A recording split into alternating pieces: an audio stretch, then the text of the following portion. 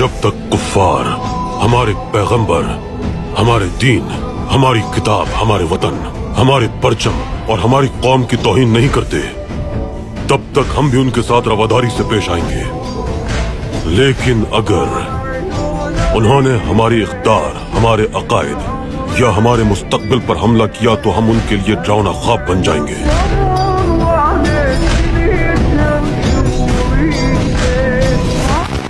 तुम जानते हो रज़ा, जब तक उस्मानी औरतों का रिश्ता इस्लाम से टूट नहीं जाता, अब्दुल हमीद पैदा होते रहेंगे और इस पूरी रियासत में सिर्फ अब्दुल हमीद ही नजर आएंगे तुम्हें। जब तक इनका रिश्ता इस्लाम से टूट नहीं जाता, ये महज ख्वाब ही रहेगा।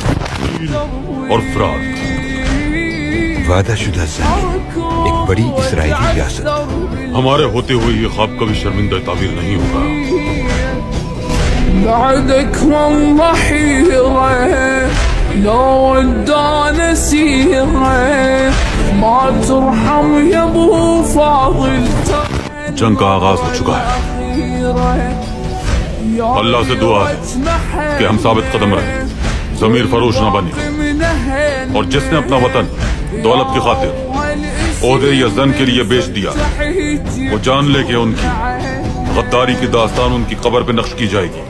जबलु तारिक से लेकर जावा के जजीरे तक एक ही मुमलिकत है, सरहद के बगैर अल्लाह पर ईमान रखने वाली एक मिल्लत, मिल्लत इस्लामिया, एक कौम जो किसी की गुलाम नहीं बल्कि खिलाफत के अजीम परचम के साए में रहेगी। ना कोई अजान रुक सकता है, ना कोई परचम गिरा सकता है।